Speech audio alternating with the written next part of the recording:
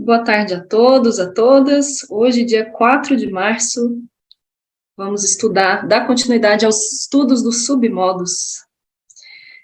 Estudaremos 4 submodos hoje, submodos 20, 21, 22 e 23.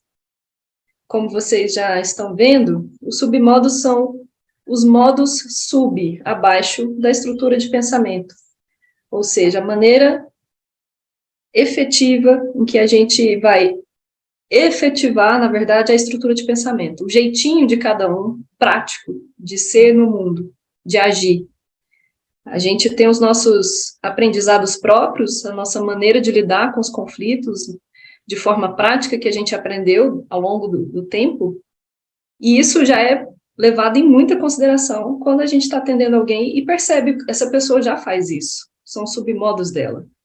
A gente colhe, respeita e, se possível, já usa o que ela já tem na sua estrutura de pensamento. Mas também tem os submodos formais, que são esses que serão, lá na frente, depois da colheita, a gente vai colocar no planejamento para, olha, talvez essa pessoa provavelmente tem abertura para esse outro submodo que ela não esteja usando. Por exemplo, alguém que relata ao longo da sua historicidade que sempre foi de alguma forma sensorial. E, no momento, não está usando isso. Na infância, foi ligada à natureza, ia para a praia, ou gostava de tirar os sapatos para brincar, e, de repente, hoje não tem nada disso. Vive num escritório, tudo fechado, ar-condicionado, e está aí com surtos de ansiedade, como dizem, e quem sabe, não é? Talvez recuperar o que ela já fazia em direção às sensações, voltar a fazer umas caminhadas no bosque, voltar a estudar com os pés descalços, se for isso a combinação que tem na sua estrutura de pensamento. Então, tudo isso é estudado para a gente colocar no planejamento clínico. Hoje a gente vai dar início ao submodo 20, tradução. E para isso a gente precisa recuperar, porque ele está dentro, faz parte da noção da semiose. Lembram do tópico 15? Semiose são os canais de comunicação. A gente tem muitas formas de se comunicar, e nem sempre é pela fala. Existe uma hipervalorização da fala enquanto comunicação na nossa época, mas tem milhares de outras possibilidades, inclusive roupas, perfumes, cheiros, comportamentos, a maneira como a pessoa se expressa, tudo isso é levado em consideração quando a gente quer entender a maneira como a pessoa transmite o que ela está sentindo, pensando. E a tradução entra como uma forma de entender uma transposição de uma semiose para outra.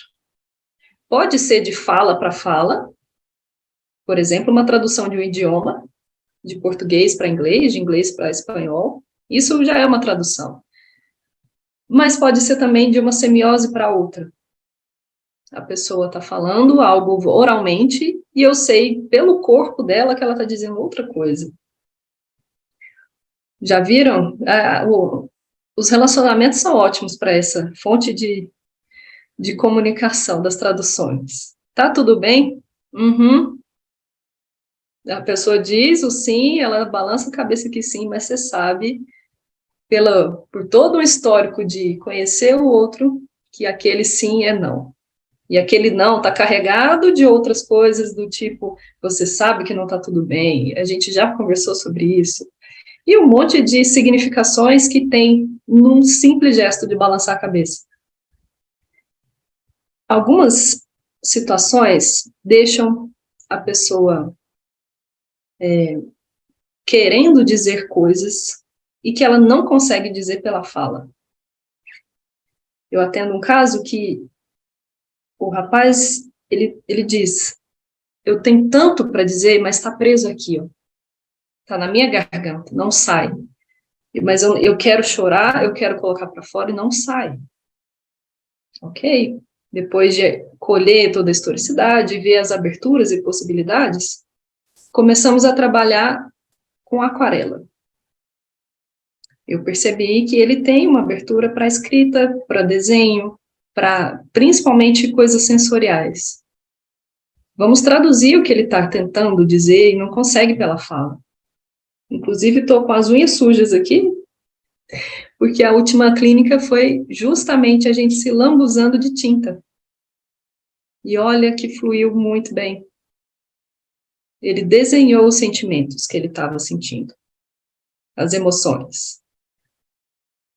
E, a partir disso, ele conseguiu falar, deu abertura para a fala, mas não foi diretamente, olha, você precisa se comunicar, você precisa falar.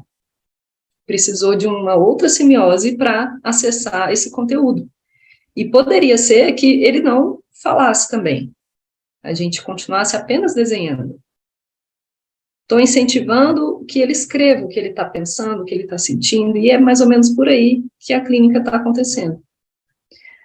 Percebam que são tentativas, são artesanias, mas com embasamento.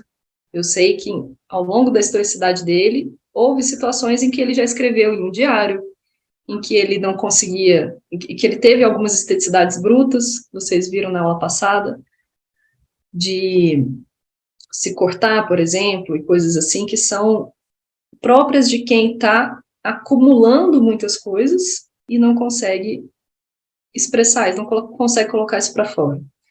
Então, a gente está tentando outras traduções. A tradução vem como um submodo que pode ser tanto do partilhante, ele já faz isso, como entrar no planejamento clínico como um submodo formal. Então, muitas vezes, um pedido de desculpas vem em outro formato. Houve uma discussão entre um casal, pai e filho, algo assim. A pessoa não foi lá e pediu desculpas diretamente, mas no dia seguinte ela serve a mesa, coloca a toalha na mesa, coloca os pratos, coloca um banquete de comida, e todos os detalhes, flores na mesa, e convida, vem, você não vem tomar café? Olha aí, uma tradução de um possível pedido de desculpas. Não sei se vai funcionar para a pessoa que está recebendo, mas se ela souber ler, entre aspas, o idioma existencial dessa pessoa que está se comunicando, ela vai acolher o pedido de desculpas, vai servir a mesa posta.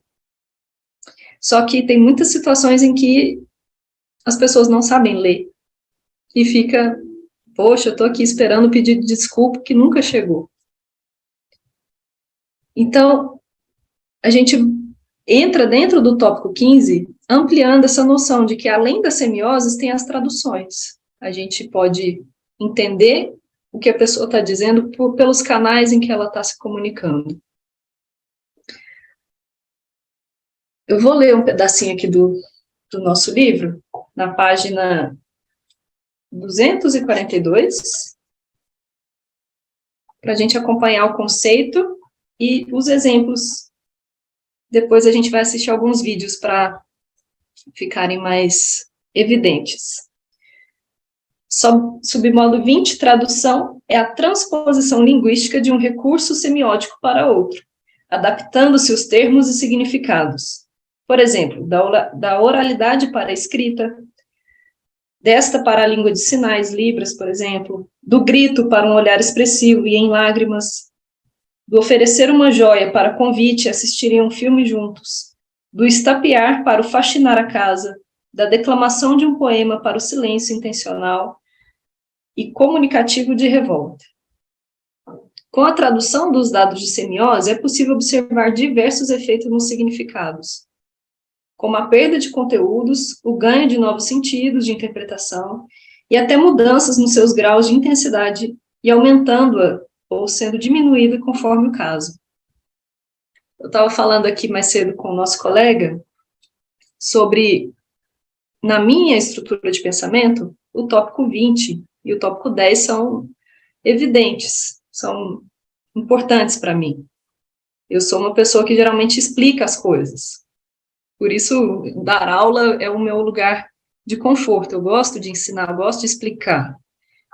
Porém, se isso não é próprio do partilhante, e aí vem eu que lute, eu que vou ter que me adaptar ao partilhante, nem sempre ele vai ter abertura para as coisas explicadas. Ele pode entender racionalmente o que eu estou dizendo, ele também tem tópico 10, por exemplo. Ó, vou te explicar o que está acontecendo. A pessoa, tudo bem, obrigado, eu estou entendendo. Mas aquilo não tem efeito terapêutico. Eu preciso fazer traduções. Para algumas pessoas, um simples gesto, já viu, por exemplo, alguém acamado, adoentado, às vezes as palavras não é que elas não tenham valor, mas às vezes a presença, chegar com um vaso de flor, aquilo pode ter muito mais absorção e compreensão, um gesto, um símbolo, do que necessariamente a fala, a palavra, a explicação, o dizer coisas. Para algumas pessoas é justamente determinada semiose que vai afastar da compreensão de uma possível aproximação, uma conciliação. Acompanho um casal que eu atendo, que entre várias etapas aí do planejamento clínico, uma delas está sendo traduzir um para o outro. Eu como um papel de tradutora do que um está dizendo para o outro e vice-versa. Isso é muito comum no atendimento de casais, de pessoas que convivem e que muitas vezes não conseguem ter a compreensão do outro. Se amam muito, tem muito vínculo, muita força no amor, mas se machucam, se afastam, porque não conseguem se compreender. Então, um dos meus papéis está sendo traduzir um para o outro. Ele, geralmente, elogia o corpo, elogia a sua beleza, e ela não faz isso por ele. E ele entende que, poxa, ela não gosta de mim, não me ama. E ela tem alguns comportamentos de esteticidade bruta, por exemplo. O submodo informal dela é fecha a porta, briga, grita. E, no fundo, o que ela diz é: eu preciso de ajuda, eu quero sua atenção, eu quero um abraço, muito mais do que um elogio. No caso dela, ela está dizendo uma coisa que ele não está entendendo, eles não estão, um está falando uma coisa e o outro entendendo outra. Está completamente, eu estou traduzindo os dois. Só que ela não consegue comunicar verbalmente, oralmente. Então, ok, vamos começar a comunicar com cartas, que é o lugar em que ela consegue se expressar. Ok, a última carta teve 12 páginas. Tinha muito para ser falado. Percebe que em anos que estavam juntos não conseguiam se falar, mas por carta saiu. Foi uma tradução. É um exemplo prático disso acontecendo na clínica. O exemplo que a gente tem aqui da Laura, a Laura diz: meus bichinhos são meu diário pessoal. Acho que se eu não tivesse, ou estivesse para me ouvir, me dar carinho, aquele olhar doce, eu escreveria um diário. Filósofo clínico: faça isso mesmo, Laura. Mesmo tendo seus bichinhos, escreva um diário e coloque nele todos os seus pensamentos e as suas emoções. Desabafe por escrito tudo o que existir no seu coração. Ele aqui entrou como um planejamento formal, um submodo formal. Coloque em um diário. Claro que isso foi verificado antes, mas ela própria colocou: se eu não estivesse para me ouvir, eu escreveria um diário. Então, mais um exemplo de tradução acontecendo. Eu tenho um livrinho aqui que eu recomendo muitíssimo que vocês adquiram, do Lúcio. Ele é pequenininho, é o tamanhozinho. Se chama Semiose, Aspectos Traduzíveis da Clínica. E ele é rico de exemplos, de exemplos práticos, inclusive. Eu vou ler um trecho que fala da semiose à tradução. Para não perder muito tempo, só alguns pedacinhos.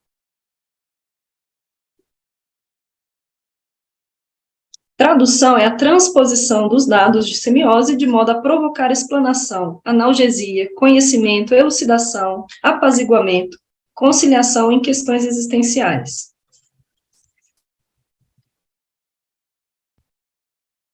Algumas dores na psique podem se apresentar tão robustas que mesmo a maior coragem e determinação da pessoa não podem fazer frente a elas. A pessoa padece e sucumbe com grande sofrimento, pois exatamente em casos assim a tradução costuma se revelar eficaz. Inicialmente, devemos afastar alguns enganos comuns. Impelir a pessoa a gritar, por exemplo, a dar socos em almofadas, a espernear, a escrever, a dançar, a promover movimentos que levarão ao aprofundamento da respiração, tudo isso costuma causar alguns danos, mais do que benefícios, se realizado de modo coercitivo, com pessoas fortemente problematizadas. Soquear almofadas, por exemplo, quando não tem nada com a relação dos dados de semiose que a pessoa já utiliza, no máximo a deixará cansada. Existe uma infeliz pobreza hermenêutica em achar que gritar ou dançar servem como aspectos traduzíveis, se isso não foi antes verificado na historicidade ou se faz sentido a estrutura de pensamento da pessoa. Pulando mais algumas páginas, ele deu o exemplo de um homem que estava na cadeia e foi atendido por um filósofo clínico e reclamava, quer ver? Deixa eu ver ele foi chamado a trabalhar em um presídio e ficou recluso por um tempo, tentou suicídio por 3 vezes. A razão última é que ele não consegue viver sem liberdade. O problema parece se agravar quando, ao examinar a ficha do homem, o filósofo clínico conclui que ele ainda deverá cumprir pelo menos uns 20 anos, na melhor das hipóteses, de um cárcere. E agora? É tranquilo perceber que não podemos cerrar as barras da cela, não podemos simplesmente soltar o homem da cadeia, pois ele voltaria para lá e teria provável companhia do filósofo clínico, que agora também cumpriria a pena. Porém, o filósofo clínico estudou a sua historicidade e percebeu algumas peculiaridades. E aí, aqui, ele coloca os tópicos com os pontinhos. Tá vendo? Como o mundo me parece, o que acha de si mesmo, prejuízos, e quanto mais pontinhos tem, significa que esse tópico está mais presente e provavelmente é determinante. Então, o tópico semiose dele está coberto de pontinhos aqui, vai até lá na frente. A peculiaridade dizia respeito ao fato de que do homem associar a liberdade ao fato de poder ler e escrever, coisas que lhe foram proibidas na prisão. A mudança que a sociedade lhe impôs de sair da vida da cidade para a vida no cárcere pouco significou para ele. Tópico 1, como o mundo me parece. Principalmente porque a liberdade, algo determinante na estrutura de pensamento deste homem, tinha a ver com o dado de simiose. E este sim o atingiu. O que mais estava aprisionando o homem era o fato dele não conseguir ler e escrever. Então, deixa eu pular aqui. Foi esse o caso do planejamento clínico, colocar esse homem para escrever. Muitas vezes a gente conclui, né, que essa prisão é literal, mas ele estava aprisionado na alma, existencialmente falando. Então, foram alguns exemplos de semiose, tradução, aspectos traduzíveis na clínica. Eu vou pausar um pouquinho aqui para a gente conversar e trocar uma ideia, e tirar algumas dúvidas sobre este submodo.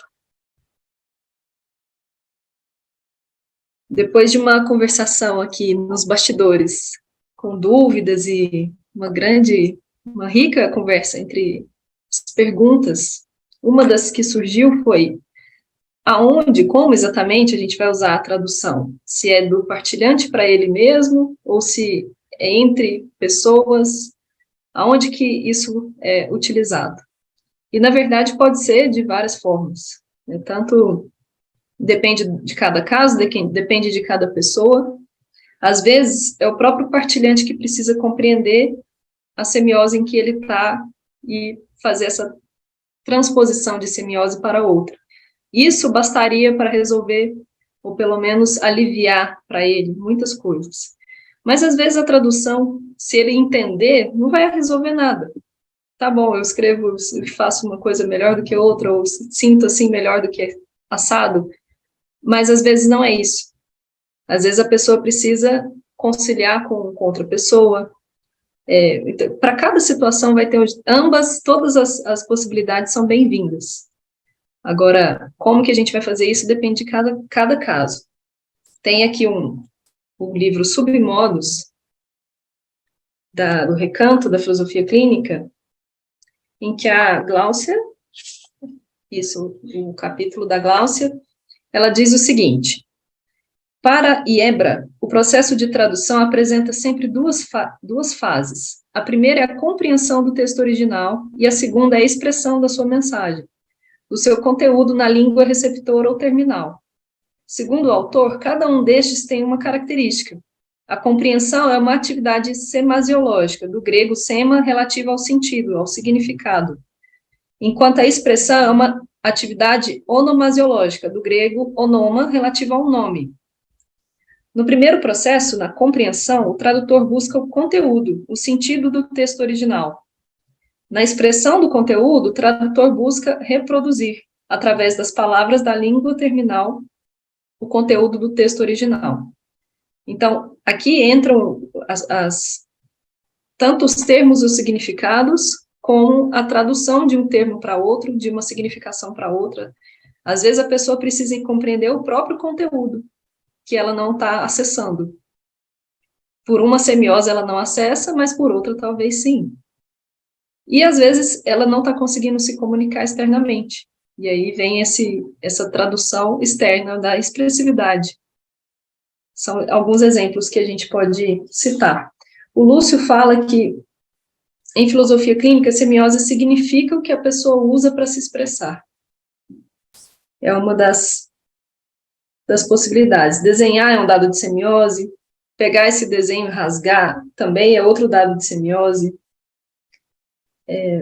Enfim, são várias possibilidades, mas só para encerrar esse trecho, e agora eu vou passar alguns vídeos para a gente comentar também, e ter mais compreensão desse submodo. Dando continuidade, então, agora a gente vai para o submodo 21, informação dirigida. Esse submodo, ele entra quando a gente precisa informar alguma coisa para a pessoa, alguma informação técnica, algo que poderia aliviar para a pessoa um conhecimento, muitas vezes, que ela acredita que ela não tem, e aquilo vai ajudar na vida dela, de uma forma mais fácil. Por exemplo, um auxílio jurídico. Muitas vezes a pessoa está passando por uma situação em que uma simples conversa com o advogado já solucionaria o problema dela. E ela está lá sofrendo, poxa, não tenho a minha aposentadoria, e estou passando dificuldade financeira, mas será que você já podia estar recebendo? Sabia? Que por causa disso, você já tem X anos de trabalho. Por exemplo, um exemplo em que uma simples informação dirigida já resolveria grande parte das questões. Aqui eu estou dando um exemplo, né, do cotidiano, mas muitas vezes a gente trabalha em parceria com colegas, psiquiatras, outras terapeutas, outras formas de trabalho, e que muitas vezes é encaminhar para outro. Olha, você sabia que determinada técnica, por exemplo, ou a pessoa está querendo tomar determinado remédio, e às vezes aconteceu um caso de um diagnóstico que foi feito, e a pessoa estava tomando um diagnóstico errado que foi feito, ela estava tomando determinado remédio que não era adequado. E isso a gente chegou juntos à conclusão, após consultas com outros colegas psiquiátricos, e vamos entender isso aí. Vamos fazer uma informação dirigida. Olha, essa receita médica não é adequada para o seu caso. Então, são alguns exemplos que a gente usa a informação dirigida para auxiliar a pessoa em conhecimento técnico específico. eu estou dando exemplos assim, mais, né, de profissionais, tal, mas poderia ser um filme, poderia ser um documentário. Uma pessoa que tem, por exemplo, o tópico 20 muito acentuado, gosta de aprender coisas, e você vai estimulando ela com informações dirigidas, olha, assiste esse documentário, assiste essa parte, esse trecho aqui do livro tal, que diz exatamente isso que você está procurando. Enriquecer a pessoa com mais informações, dirigir a pessoa para informações. Isso tudo vai trazendo um certo alívio, uma certa. Às vezes, né, como eu disse, é um atalho, a pessoa está sofrendo lá por muita coisa e uma simples informação salva. No caso lá da Laura, vou dar um exemplo aqui.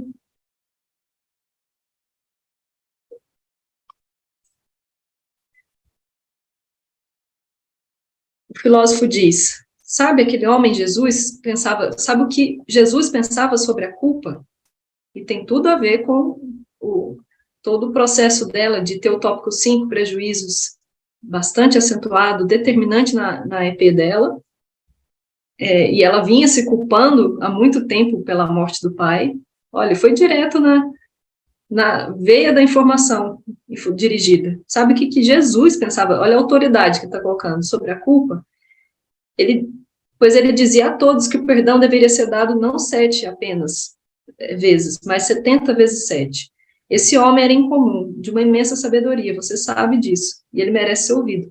Então, ele foi consultar lá na Bíblia, em Jesus, para trazer essa informação.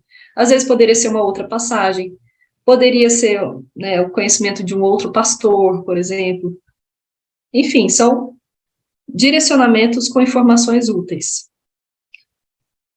O professor Will diz: quando se fornece diretamente ao partilhante informações úteis adequadas ao seu modo de pensar, com o fito de ajudá-la a resolver um problema pertinente à clínica. Acontece, por exemplo, quando o filósofo recomenda, numa construção compartilhada, livros, filmes, bulas de remédio, opiniões pessoais ou técnicas, se pertinentes ao caso, orientações jurídicas, a colegas de filósofos clínicos que exercem também o papel existencial, alguns que também são médicos, alguns que também são advogados, professores, padres, e outros exemplos, podem ser, é sempre oportuna a terapia com a intencionalidade dirigida, orientar os seus partilhantes às questões conexas às demandas clínicas, se for o caso, né?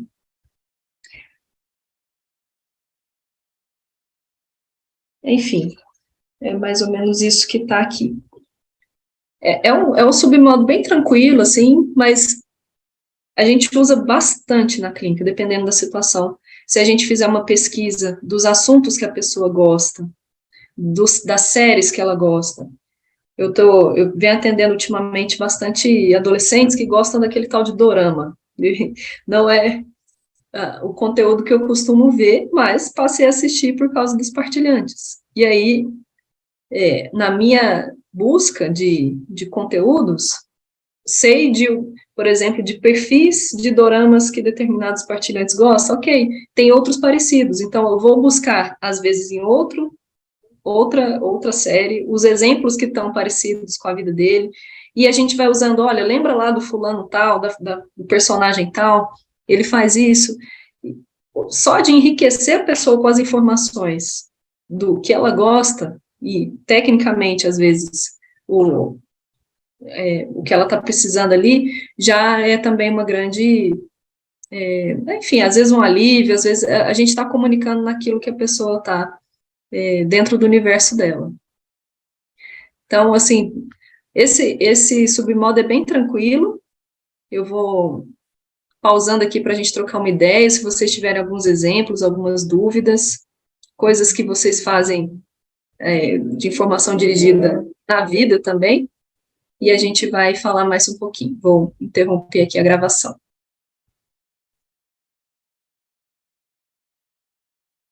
Então, após a pausa para comerciais e propagandas, e depois da gente bater um papo sobre informação dirigida, é bom recapitular até o que a gente conversou aqui nos bastidores, sobre o cuidado quando a gente for fazer a informação dirigida. Muitas vezes a gente quer indicar um filme, indicar um livro, alguma informação técnica, e só recomenda, olha, assiste esse filme, por exemplo. Mas dentro do filme tem muitas informações, muitas mensagens, muitas coisas que podem ser interpretadas e às vezes a pessoa não entende o que você quis dizer com aquela mensagem. Qual a moral da história desse filme? O que eu deveria ter prestado atenção? Então, o cuidado é sempre primeiro, tudo que a gente for indicar, informar, o cuidado de ter visto antes e pegar o trecho, o recorte, olha, assiste esse pedacinho, ou então, quando chegar nessa parte do filme, presta atenção nessa fala do personagem para você ver o que eu estou falando. Então, é importante direcionar a pessoa para o que ela tem que entender, senão, às vezes, ela vai ler o livro, vai ver o filme e não entender exatamente o que você gostaria de ter falado. E muitas vezes acontece de outras informações que estão junto no combo lá, podem ir contra o que a pessoa acredita, o que ela, até ferir o que a pessoa pensa sobre a vida, etc. Então, pode até atrapalhar a clínica se uma informação dirigida for mal colocada. Por exemplo, uma coisa muito comum é as pessoas me perguntarem, falarem sobre Karate Kid, que é um filme sobre karatê e que tem a ver com o meu universo do karatê. Mas tem muitas, em relação ao conhecimento técnico de karatê, da filosofia, tem muitas falhas, tem muitos erros. Então, por mais que seja um assunto que eu goste, recomendar Karate Kid de modo geral, sem pincelar o que exatamente seria informação, poderia não fazer efeito nenhum terapêutico para mim, dependendo do que for. Mas, se pegar alguns exemplos, olha, a parte filosófica lá do mestre Miyagi, que ele fala com a discípula dele, por exemplo, ok, talvez aquilo entraria como informação dirigida para mim e faria algum sentido. Então, é mais esse cuidado mesmo quando a gente for fazer a informação dirigida de modo formal. Um exemplo que eu lembrei foi um caso que eu atendi de uma moça que tinha compulsão com compras. Ela isso prejudicava muito ela, tanto financeiramente como numa constante geração de uma culpa por ter juntava, né, com a esteticidade bruta. Quando ela não estava se sentindo bem, ela ia para o shopping, gastava tudo e era algo que a prejudicava muito.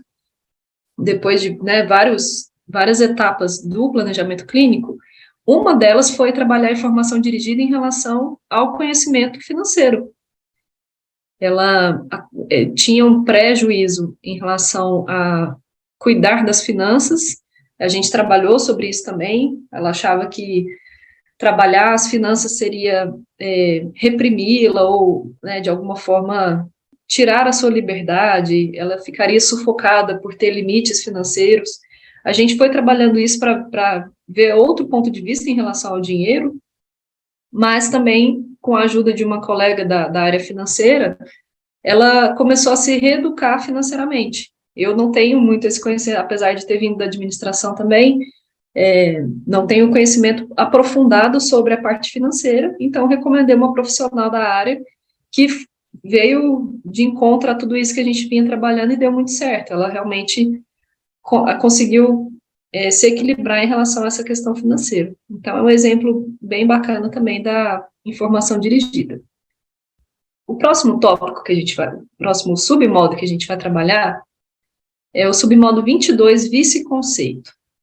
Esse é um submodo também muito rico, muito comum na clínica, quando a gente tem afluência em utilizá-lo. Eu gosto muito de usar, faz parte da minha maneira de ensinar, de comunicar, que são a maneira de dizer algo, mas não de uma forma direta. A gente falar de uma forma indireta por metáforas, por narrativas, por alguma história, alguma outra forma que não seja diretamente a informação, que muitas vezes pode constranger a pessoa, né? Então, às vezes você quer dizer algo, mas se for falado literalmente, a pessoa vai ficar até com vergonha, constrangida.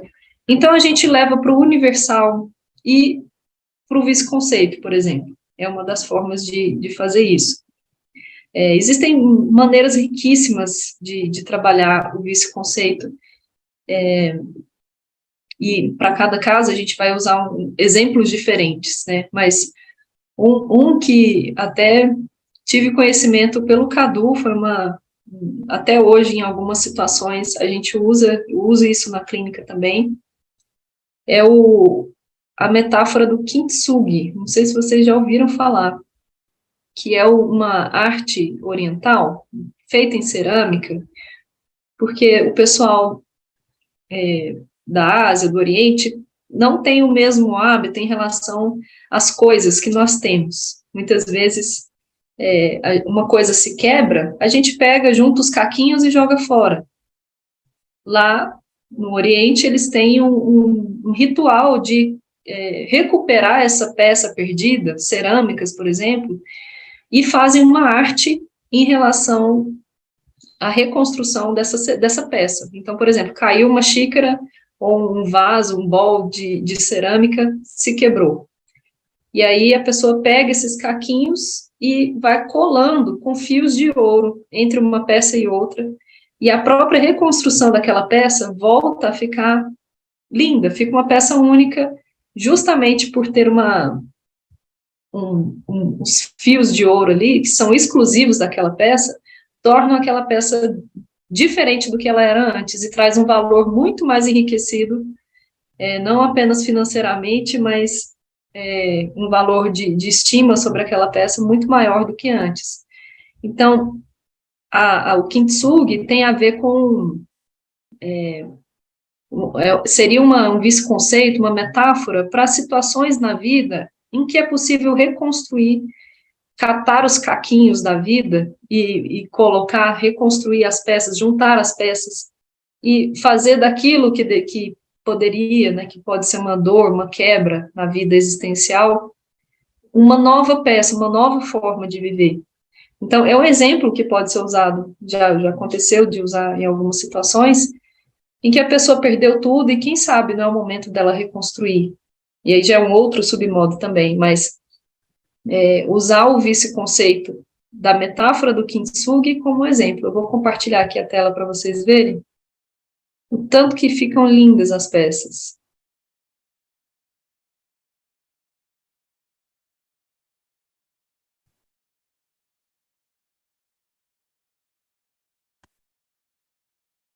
Conseguem ver?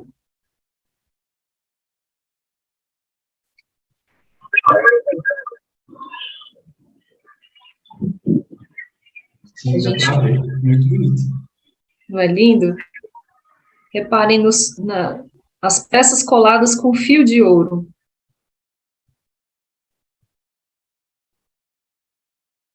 Aqui a gente tem mais exemplos. Uma figura de kintsugi.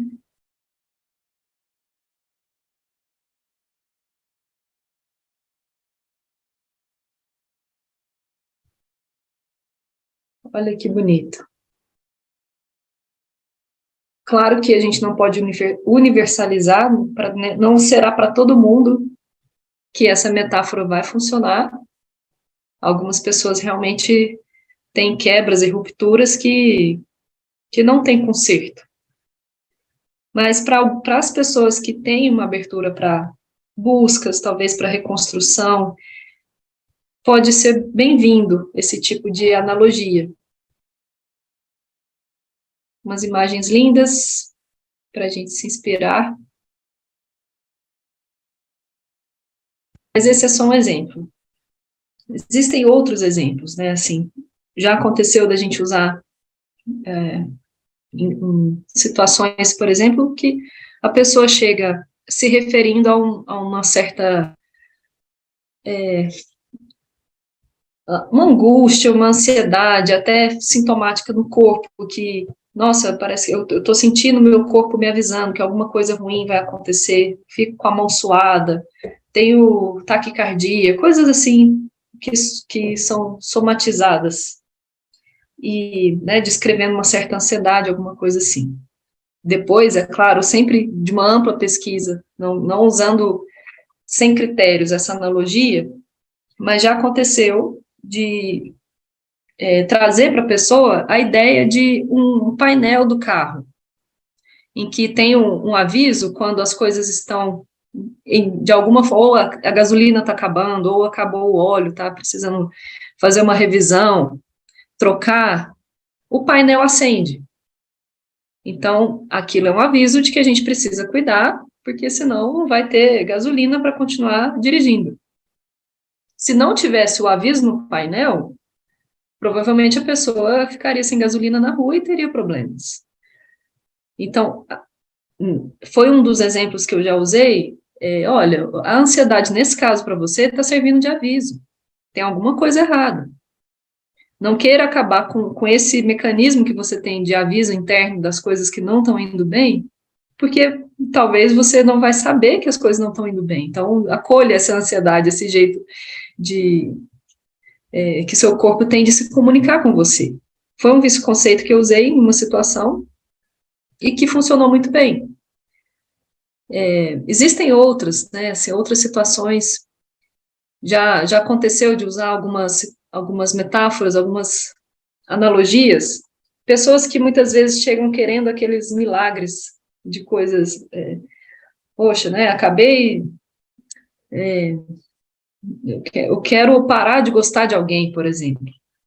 E uma pessoa que tem o tópico 4, emoções determinantes, já aconteceu isso também. Às vezes aquilo é justamente, aí a analogia que eu já fiz, ainda mais que eu gosto da parte do CrossFit, por exemplo, olha, para mim isso é o exercício mais difícil, é pegar a barra com 3 barras de peso de 10 quilos em cada lado e querer levantar de uma vez, parar de gostar de uma pessoa de uma vez assim, você vai se machucar. Talvez a gente precise fazer alguns exercícios acessórios, que levem tempo, e exercitando musculaturas emocionais de outras formas, para depois chegar naquela barra pesadona e não se machucar, porque o caminho, se for direto para isso, você vai se ferir. Então, a gente trabalha outras coisas, vamos pelas beiradas, fazendo exercícios paralelos, acessórios, para você ter uma força e conseguir pegar essa barra. Já foi um exemplo que eu usei de vice-conceito. E existem milhares de maneiras, né? Tem a própria Bíblia ensina por metáforas, por narrativas, por historinhas. Na mitologia, por exemplo, são histórias. O próprio budismo tem uma maneira de falar por koans, que são são historinhas também. E que muitas vezes deixam a pessoa numa dúvida do que ele quis dizer com isso, e fica esse paradoxo, como assim? Não entendi muito bem, e é justamente essa dubiedade do que ficou que faz a pessoa exercitar o que ela tem que trabalhar. Né, tem um exemplo, e aí sim, no filme Karate Kid, que o mestre Miyagi fala para a aluna, não lembro exatamente o que ela falou, mas algo do tipo assim, o que eu faço para resolver esse problema?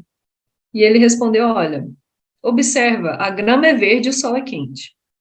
E ele só falou isso para ela, a resposta foi essa. Ela não entendeu bulhufos, mas a ideia é justamente, presta atenção no momento presente. Olha o que é evidente aqui e agora. E o Zen budismo tem muito isso, de trazer para o momento presente. Vai lavar a louça, por exemplo, que você começa a prestar atenção na água, como na limpeza, isso às vezes pode gerar uma sensação de limpeza interna. Se você está se perguntando sobre os problemas enquanto lava a louça, é sinal que você não está lavando a louça. O objetivo é lavar louça, não pensar nos problemas, que é exatamente estimular esse estado de meditação presente, de estar presente. Não vai servir para todo mundo, né? Nem todas as pessoas vão ter abertura para receber historinhas. Às vezes vai te mandar para outro lugar, né? Que é isso? Eu não quero saber de historinha, me fala o que eu tenho que fazer. Mas outras, se a gente vai direto, vou te falar a verdade.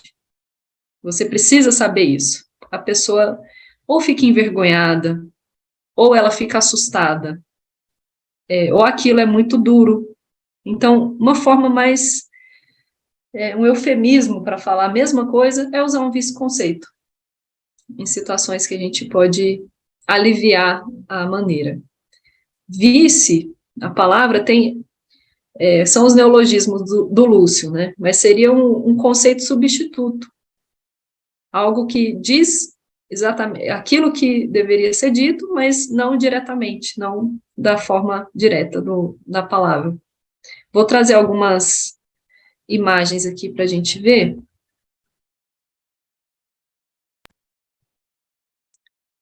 Tem esse quadrinho. Agora apareceu. O capirotinho. Ele diz: você pode espalhar sementes durante toda a sua vida, se dedicar a elas, dar o seu melhor, e mesmo assim, nem todas irão brotar. Mas é por aquelas que crescem que todo esforço vale a pena. É uma mensagem dita de uma forma poética, bonitinha, né, com quadrinho, com ilustração, e que transmite uma mensagem. Muitas vezes a gente pode usar isso na clínica.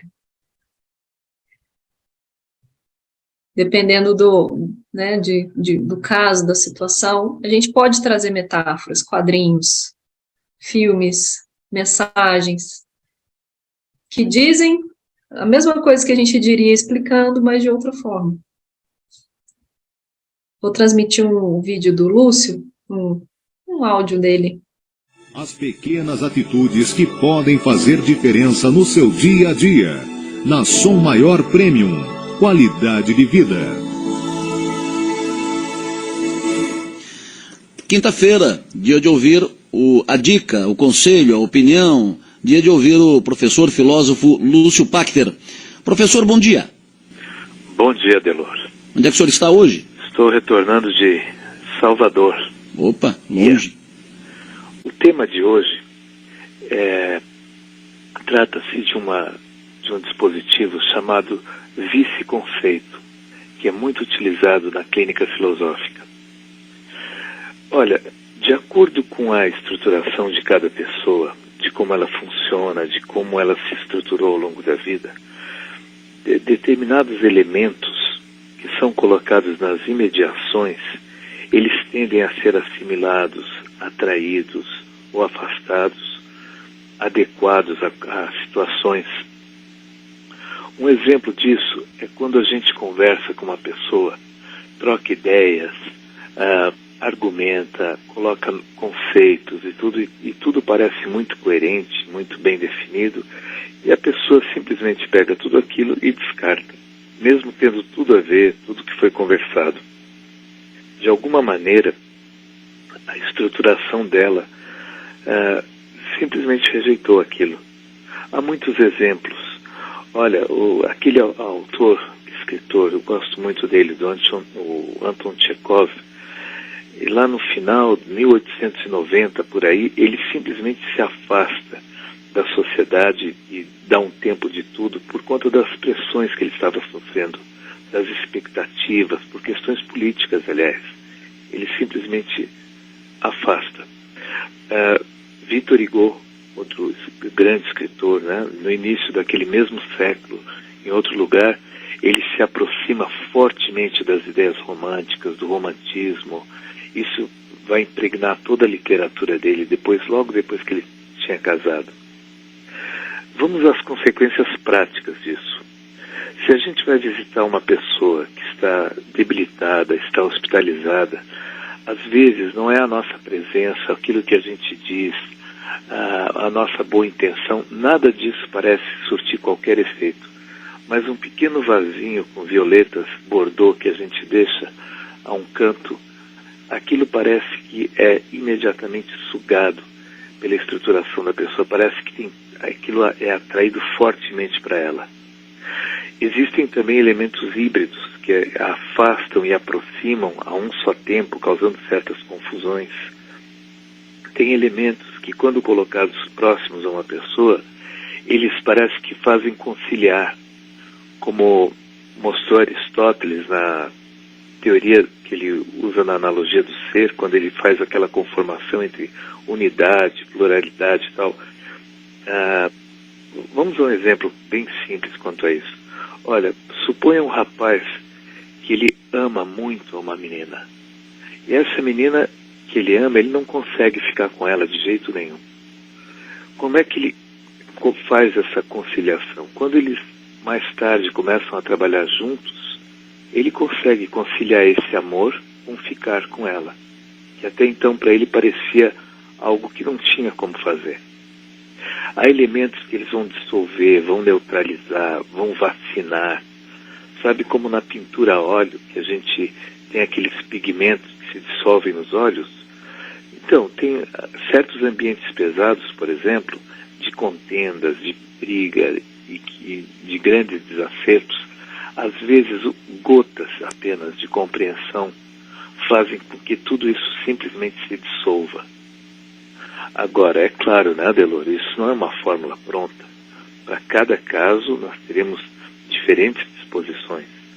Há ambientes de contenda no qual, se você levar compreensão, você é mais um que vai ser ali, vai entrar no meio dessa briga toda e não vai resolver coisa alguma.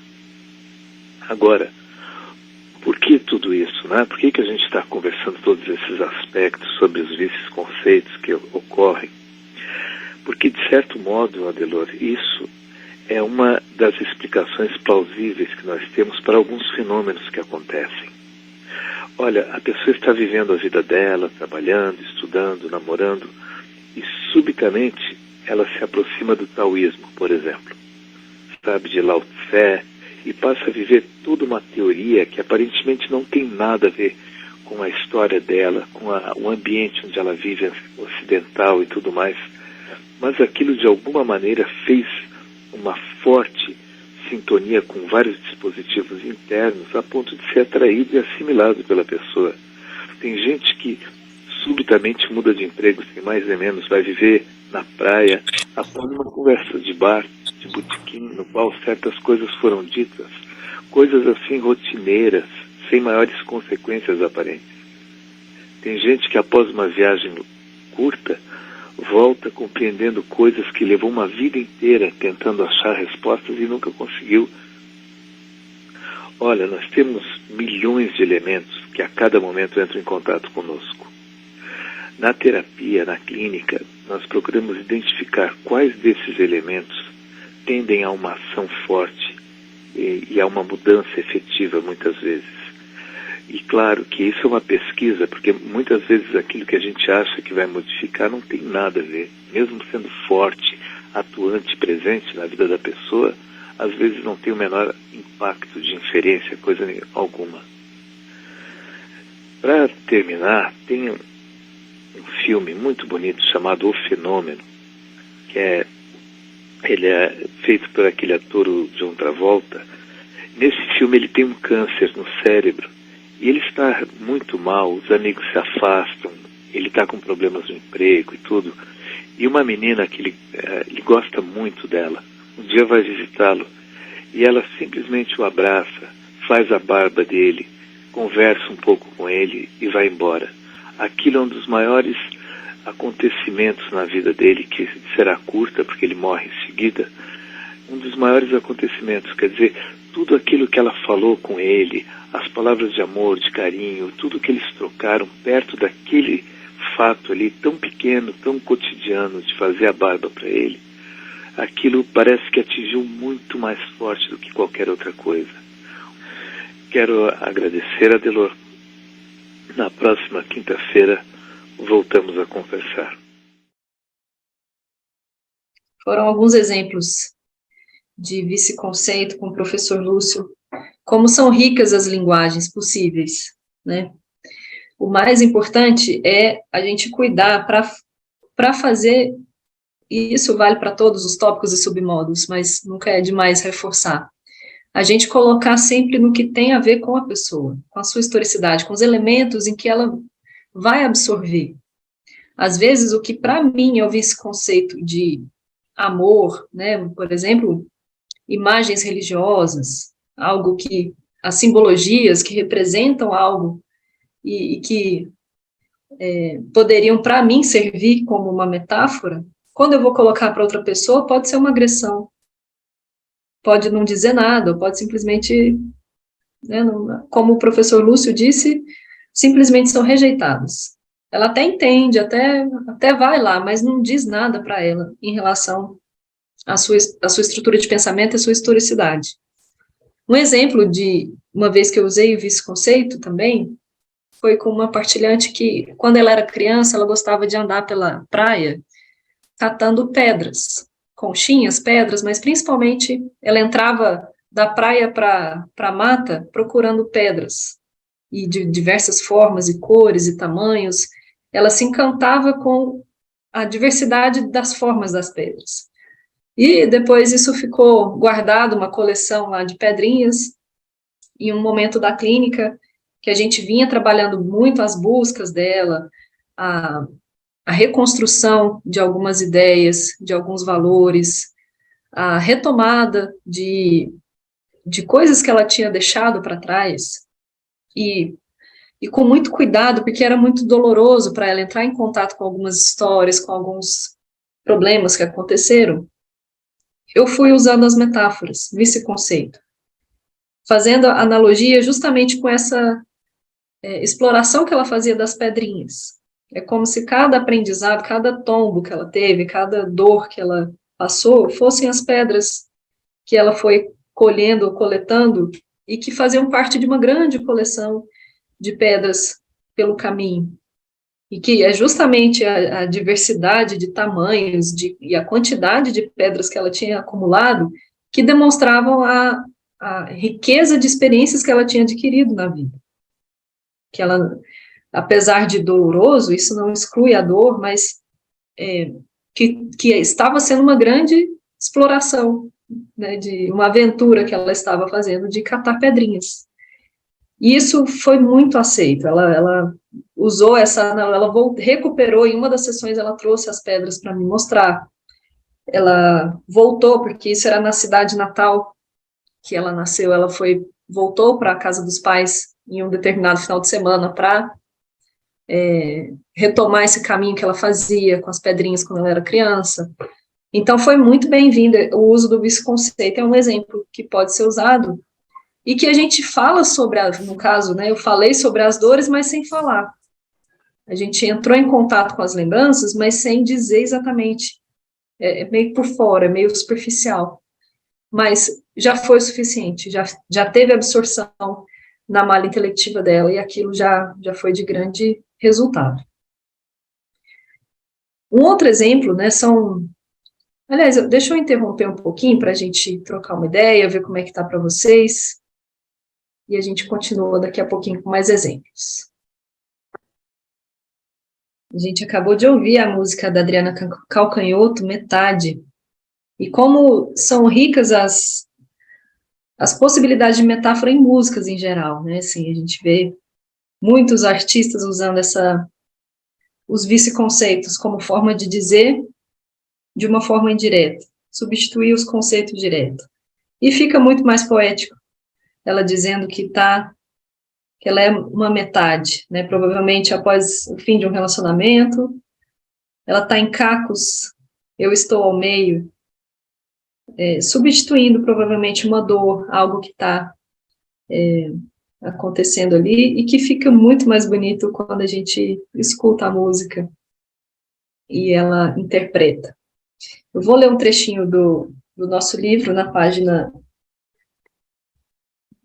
244, vice-conceito, é o uso de metáforas, metonímias, imagens mentais, narrativas, provérbios, sinonímias e outras figuras de linguagem para estabelecer-se uma comunicação existencial, de forma a ser possível tratar de assuntos antes inacessíveis devido ao mal-estar íntimo gerado.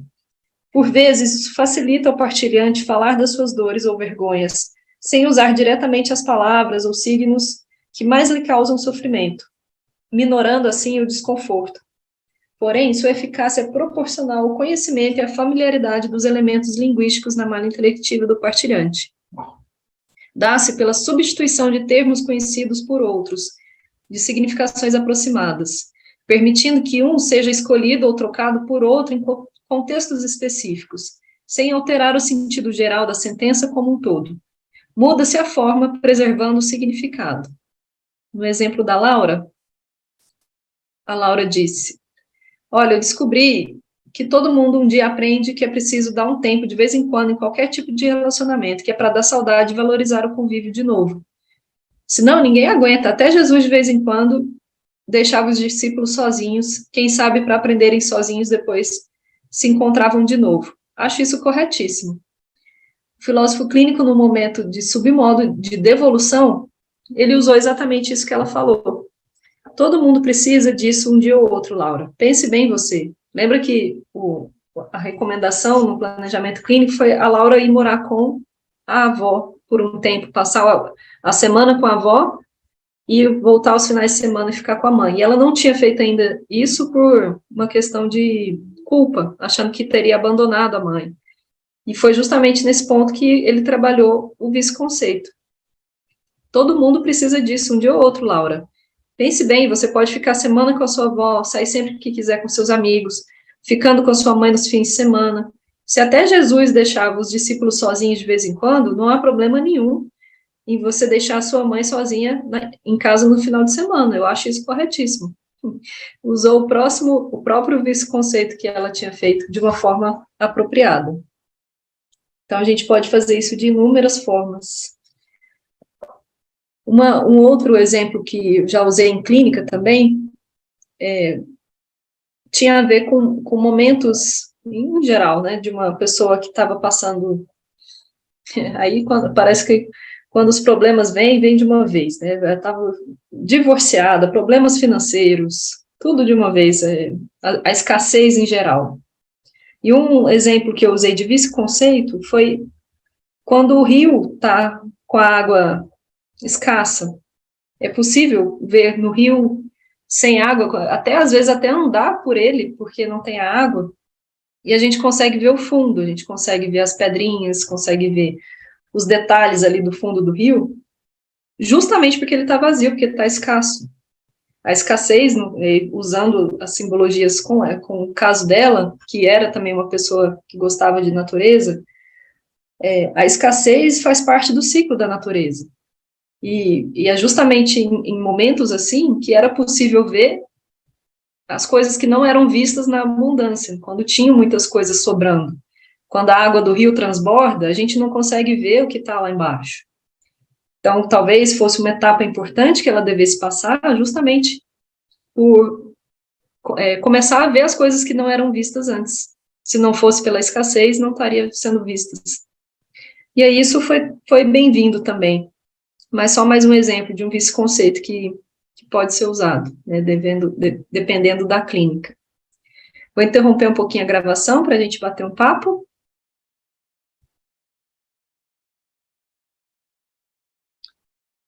Então, seguindo para o último submodo da nossa aula de hoje, submodo intuição. Submodo 23. A intuição, ela é o uso ou acesso a um conhecimento, a uma informação, a algo que não passa pela racionalidade. É como se, de imediato, surgisse um entendimento de algo. Não precisa raciocinar, não precisa de um passo a passo, não precisa de uma roteirização, de súbito a pessoa já sabe o que é. Isso foi muito estudado por Henri Bergson, mas a gente usa na filosofia clínica de inúmeras possibilidades, todas são bem-vindas. Na singularidade existencial de cada pessoa, né, até trazendo um pouco do tópico 19, algumas pessoas têm jeitos próprios, às vezes, de prever coisas, e que não tem uma explicação exata, não sei, só sei que foi assim. Pessoas que conseguem, que às vezes sonham com algo que vai acontecer, que muitas vezes visitam lugares sem saber, sem nunca terem ido, mas pelo sonho vão até um determinado local. Por exemplo, são usos da intuição. Às vezes a pessoa faz isso de uma forma, ela não é pensada, ela não manipula exatamente. Ela, deixa eu sonhar aqui. Mas às vezes é possível mapear como acontecem na historicidade da pessoa, como que essas intuições aparecem e criar situações, movimentações possíveis para favorecer que as intuições aconteçam. Né? Então, por exemplo, algumas pessoas precisam parar de comer, ficar em jejum para terem certas visões. Algumas pessoas precisam se isolar, ficarem fazendo jardinagem, por exemplo, ter aquele momento de ócio criativo. E é justamente por não estar pensando em nada, em deixar que o mundo aconteça, que tem essas aparições, essas manifestações imediatas, ela consegue ter um insight, aquele momento de, nossa, eureka, era isso que eu estava pensando, querendo dizer. De repente vem um entendimento. Comigo, acontecem intuições dormindo, sonhando. Alguma conclusão de algo que eu estava pensando, não conseguia racionalmente finalizar, ou algum problema. Já aconteceu de terminar uma poesia dormindo. Quando eu acordei, nossa, era isso que eu estava querendo dizer, e aí, a hora que acorda, anota, porque se deixar, acaba esquecendo também. Ou seja, são entendimentos imediatos de algo. Algumas pessoas têm isso como um modo, um submodo, informal. E sabendo disso, a gente pode usar, trazendo, como eu disse, elementos da sua historicidade, formas que ela tem de favorecer essa intuição a aparecer, e conduzindo a pessoa para que ela tenha mais intuições. Não é uma garantia, não é certo que vai acontecer, mas pode ser que venha. Existe essa forma intuitiva que é, às vezes, inexplicável, a gente não sabe exatamente o fenômeno, como se dá esse fenômeno, porque para cada pessoa vai ser de um jeito. Algumas pessoas têm visões, outras pessoas conseguem, não sei como, mas saber que algo está acontecendo.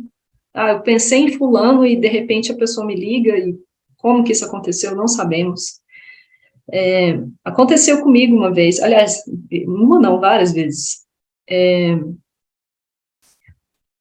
uma situação em que eu fazia muito tempo que eu não falava com uma pessoa, e eu pensei nela, de repente, apareceu na minha mente, gente, invadiu minha cabeça, o que é isso? Fulana apareceu, mandei uma mensagem, você tá bem, como é que estão as coisas? Eu tinha visto essa pessoa umas 2 vezes só, e ela estava no meio de uma crise, exatamente no momento em que eu mandei a mensagem. Alguma coisa eu captei ali, não sei o que era, mas chegou para mim. E comecei a fazer um atendimento terapêutico com ela, justamente, e foi nessa transmissão aí de pensamento que aconteceu. Acontece várias vezes, né? O pensamento, de repente, é como se fosse uma invasão. A pessoa vem na minha mente, assim, do nada, e, nossa, eu vou falar, a pessoa realmente está precisando de ajuda, alguma coisa. Parece que é algum tipo de comunicação, que eu não sei exatamente como é que acontece. Às vezes acontece, e aí eu já não sei também, se é pela experiência de clínica, ou se é, né, ou as duas coisas juntas, intuitivas também. Quando a pessoa chega para fazer a sessão, eu já sei o que ela vai dizer. Já estou até prevendo o que vai acontecer. Tinha uma colega que eu atendi, que eu também não havia muito tempo. Quando ela chegou me procurou para fazer terapia, eu já sabia o assunto imediato. E era exatamente o que ela trouxe. Então, esse tipo de coisa são situações em que a racionalidade não entra. A gente não raciocina para ter um entendimento de algo. Às vezes acontece de você não quer falar com essa pessoa, porque eu nunca vi na vida, mas tem um exemplo do Lúcio que aconteceu. O professor Will foi apresentar alguém para o Lúcio, que é uma pessoa extremamente educada, gentil, querida, sempre abraça todo mundo, sempre cumprimenta, fica conversando com a pessoa, ele simplesmente rejeitou, ele não cumprimentou e passou direto. O Will, o professor, falou que ficou muito sem graça e foi, né, como assim, o que aconteceu? Essa pessoa não sei dizer o porquê, mas ela não presta, não quero contato com essa pessoa, me fez extremamente mal, não quero falar com essa pessoa. E depois o professor descobriu que realmente não era flor que se cheirava. Então, esse tipo de coisa acontece. Esses são exemplos de intuição, que são esses fenômenos sem uma explicação exata, e que não passam pela racionalidade. Outra forma são movimentos que acontecem, assim, de tanto, né, isso eu vou trazer exemplos aqui do karatê, que é a minha praia, de tanto você repetir uma coisa, ou de ter um grande repertório de determinado conhecimento, quando você precisa, né, quando vem um estímulo, alguma coisa que você precisa, o conhecimento de súbito aparece. Quando você vê, nossa, eu nem precisei pensar, ele veio. A ideia do karatê é justamente isso, a gente repete tanto, mais tanto, mais tanto, mais tanto, mais tanto, se um dia precisar, o golpe está guardado em você, e intuitivamente você, naquela, é tipo um susto, assim, meu Deus, eu me defendi e nem vi o que aconteceu. A gente vai ver alguns vídeos para ilustrar isso que eu estou dizendo, mas é mais ou menos por aí. Quando a gente tem um amplo conhecimento em determinada área, quando alguém te pega de surpresa e te faz uma pergunta, você não precisou pensar, vai direto o acesso a uma resposta, porque já estava dentro de você e foi acessado pela intuição. Então, lendo um pouquinho da explicação do professor, na página 245, intuição é o uso da percepção imediata das coisas ou de si mesmo, anterior ou posterior ao raciocínio.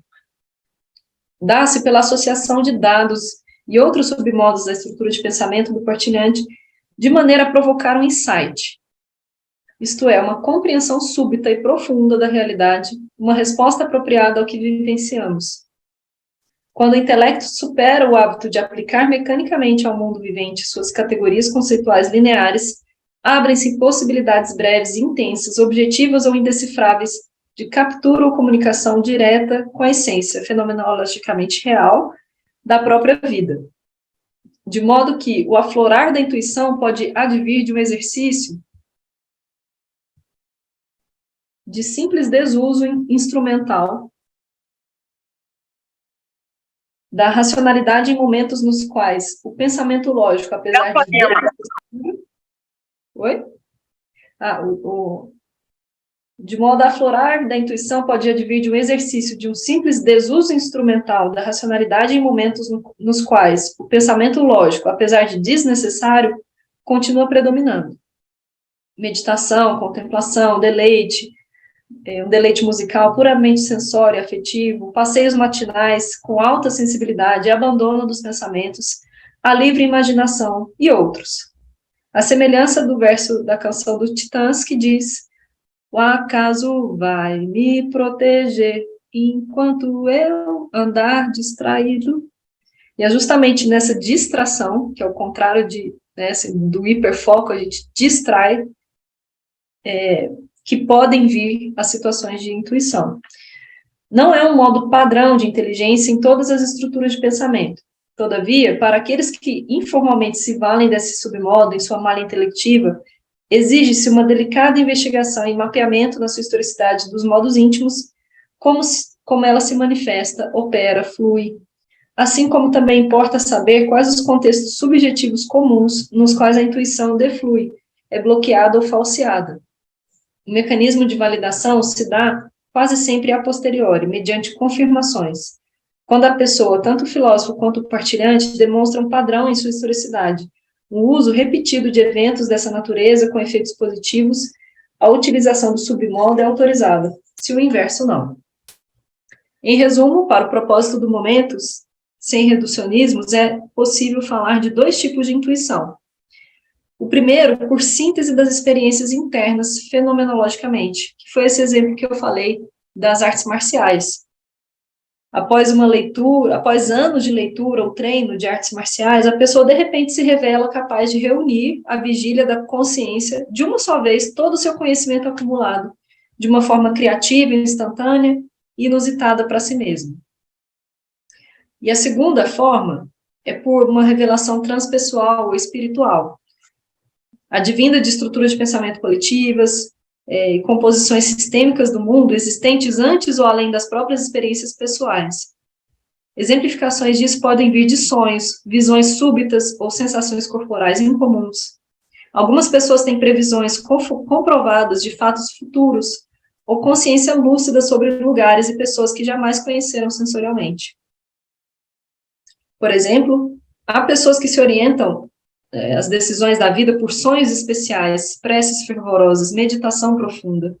Uma vez constatados a realidade e os benefícios deste submodo na história do partilhante, há de investigar-se pelos exames categoriais quais as suas melhores condições físicas e psíquicas da manifestação, a fim de que a intuição existencial possa repetir-se. Quem sabe por efeito de certos rituais ou pela força combinada de bebidas e alimentações em horários específicos, ou até por meio de cheiros, abstenção sexual, leituras, exercícios de yoga, jejum, caminhadas matinais, conversas estimulantes, bem mais do que uma intuição mecânica pela lei da causalidade, o que se procura tecer é o favorecimento sistêmico do ambiente psíquico mais fértil à aparição do fenômeno intuitivo, por pura sintonia e adequação das leis de afinidade entre o partilhante e o seu mundo às significações transcendentes. Outras pessoas recebem intuições sem absoluto controle ou previsibilidade, restando a elas o importante cuidado de saberem distinguir as verdadeiras intuições dos seus muitos prejuízos. Discernimento possível, às vezes, pela autogenia, como atenção especial à trilogia, tópico 23, 24 e 25, que muitas vezes a pessoa, né, até tem tanta imaginação e consegue criar tantas coisas que ela não sabe diferenciar se realmente viu um espírito ou se aquilo foi criação da cabeça, por exemplo. Então, a gente tem que tomar cuidado, e isso a gente investiga na colheita da historicidade. Basicamente, a forma conceitual é essa. Vou dar uma pausa aqui para a gente conversar e depois assistir alguns vídeos, mas eu queria ouvir vocês um pouquinho. Após algumas ricas contribuições dos colegas sobre intuição, e após ter assistido 2 vídeos, um dando exemplo da intuição que acontece quando a pessoa tem um amplo conhecimento sobre algo, e ela é pega de surpresa, às vezes subitamente, e precisa daquele conhecimento, mas ela acessa esse conhecimento sem um raciocínio. É o caso do vídeo do Daniel San fazendo karatê, após o senhor Miyagi, o mestre Miyagi dele, colocá-lo para fazer várias e várias vezes, repetidas vezes, a pintura, o conserto da casa, pega o chão assoalho, pinta para cima e para baixo, para um lado e para o outro. Ele pintou a casa inteira, praticamente.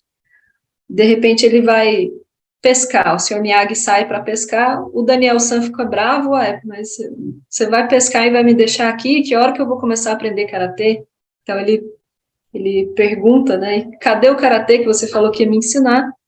E o mestre Miyagi vai mostrar para ele os resultados do treinamento dele, que foi justamente para situações em que ele precisa do conhecimento. Então, ele começa a desenhar aqueles movimentos que eram de limpeza, de pintura, e começa a socar o Daniel San, chutar, e é justamente nesse momento que ele usa intuitivamente o conhecimento que ele tinha acabado de adquirir, fazendo os movimentos de pintura, depois de muita repetição.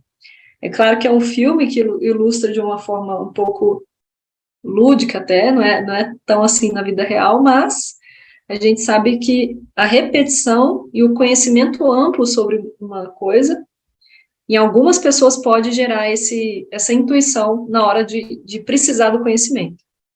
E o outro vídeo foi de um exemplo de uma intuição transpessoal, do filme Harriet, que é uma escrava dos Estados Unidos, uma história real que aconteceu, está na Netflix esse vídeo, em que ela tem visões, ela consegue escapar da fazenda onde ela era escrava, se guiando pelas visões que ela tinha. De repente, ela caía no chão, começava a ver algumas cenas, ou de memórias, ou previsões futuras de coisas que poderiam acontecer, e tendo recebido essas visões, ela conseguia identificar o que ela tinha que fazer. E foi assim que ela conseguiu salvar, resgatar vários escravos que estavam ainda na fazenda, e numa dessas cenas ela desvia do caminho que eles estavam fazendo, porque ela viu as cenas que poderiam ser o que ela ia enfrentar lá na frente de perigo.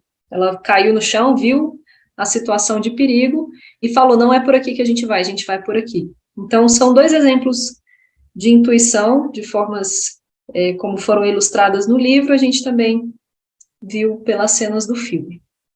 Eu vou encerrar a gravação para a gente conversar mais um pouquinho e falar mais um pouquinho sobre esses exemplos de intuição e os outros submodos que a gente estudou hoje.